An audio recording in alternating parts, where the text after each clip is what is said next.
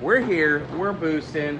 We got Carlos's GT350 in here, and we're getting it torn down. And what we are doing is adding an ESS Supercharger. This car is equipped with a Gen 2 motor.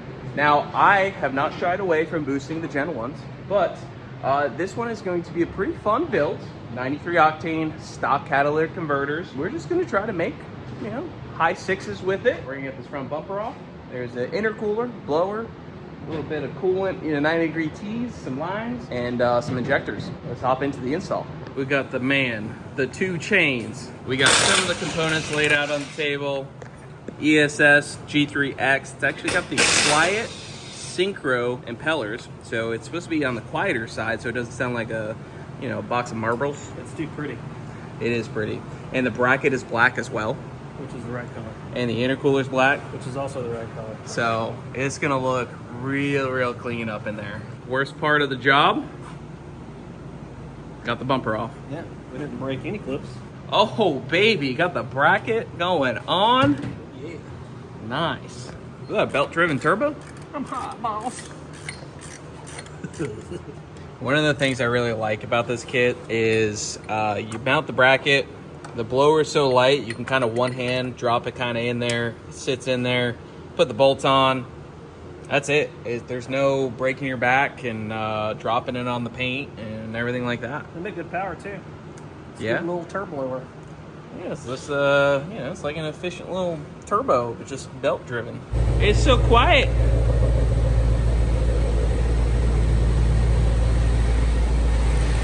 Clean some coolant off.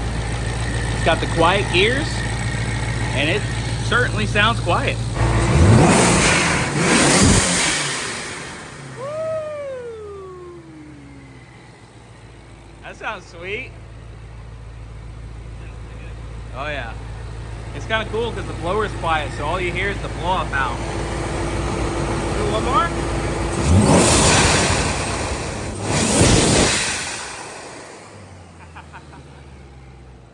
It's cool seeing the blow-up valve close. Oh, yeah.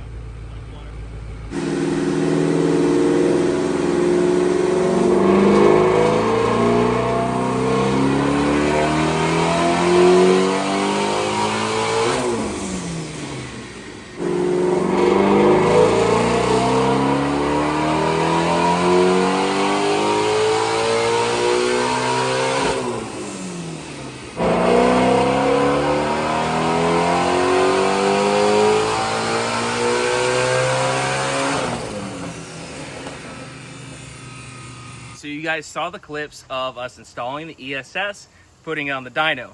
Well, I got a little flustered that day and there was a couple issues. The first one being the octane was really poor. Come to find out, you filled up at Sam's Club? It was half of Sam's Club and then the other half was Wawa. So there was a mixture that... This is the PSA right here. Sam's Club, BJ's, Costco, any one of those, if their gas prices, if they seem too good to be true, they probably are. And I actually heard audible knock in the mid-range, not under boost, in the mid-range with that fuel. And it was even mixed with some 93 of Wawa. Yeah. So I actually had me chase my tail thinking there was some sort of false knock issue. And then I heard the audible knock and I was like, that's way off. Luckily, he came prepared with some Boostane, yeah. And a full bottle of Boostane basically brought it up to about 93. So if that tells you how poor the fuel quality is, and not only is it dangerous for your engine, both naturally aspirated and boosted, but you're losing power too.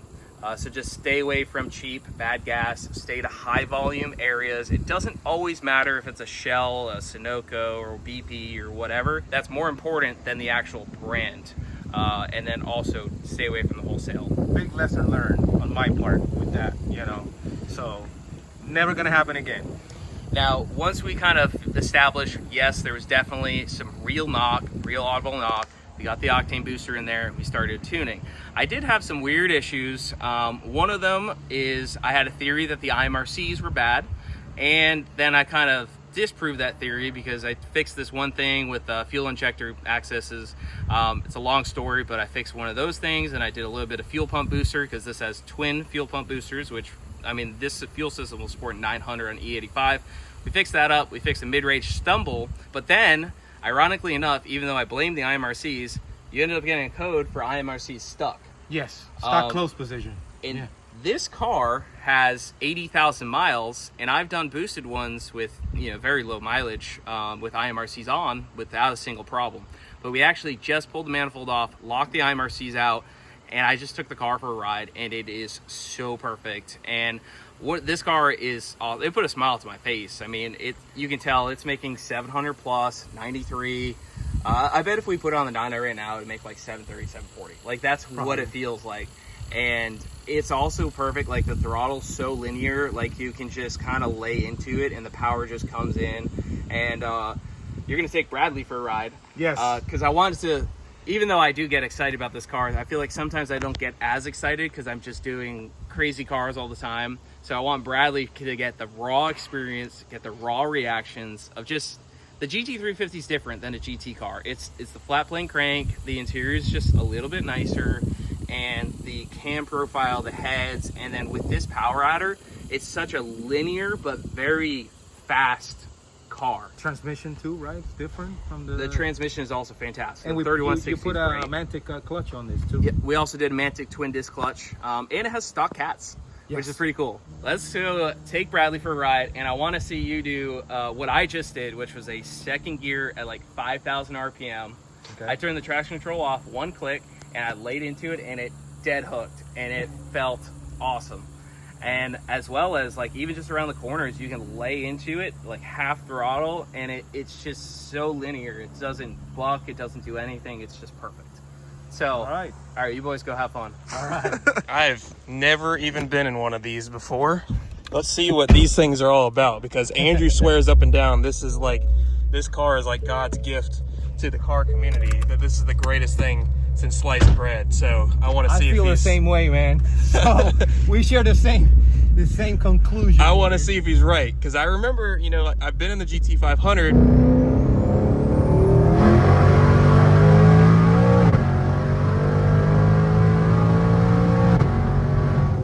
Which is kind of similar, but also different. And that car was awesome, but he always talks about how awesome these things are, so I want to find out. And it just feels so planted going around the corners. Okay. These have MagnaRide, right? MagnaRide. Okay. So right now it was in sport mode. Now it is, so it should feel even better on the turns. It will be more grippier and have the MagnaRide. Right. Helps a lot. So.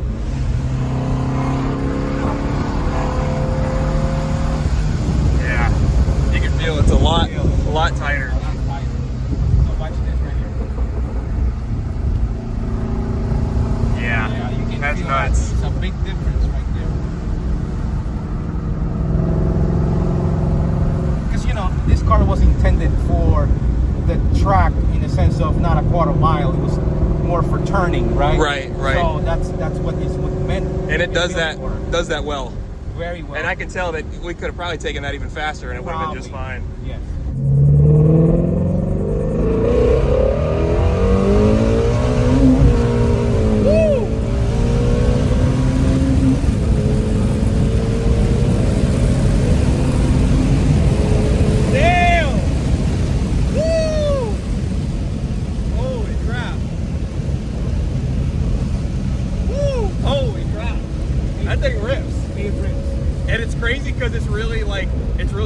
It's still kind of quiet, but like you don't even feel like it should be that fast, because it's just, you don't hear it, but like all you could hear the blower noise and the wind, and that's it. But man, holy crap, it's different, dude. Oh yeah, it's totally different. It's a different type of car. Oh yeah, for sure.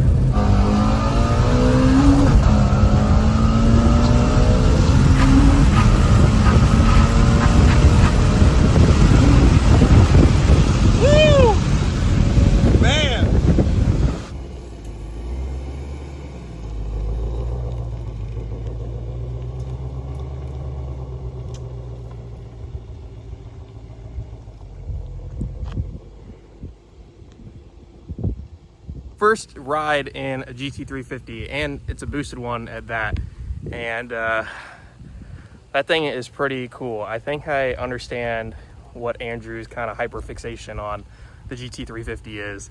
That car handles really well. it just pulls, just doesn't stop. It's like a freight train. Man, what a fun car. Yeah, I don't even really know what else to say. It's an awesome car. It's hard to describe until you've been in one, which is what Andrew has constantly said. And he's right. If you haven't been in one, go for a ride in one, because it's a lot of fun. Dang, we got the Snake Pit Garage out here. And then there's two 99 Clapper GTs, dude, with Saleen body kits. Yeah, they're both not real Saleen. You hungry? Oh boy.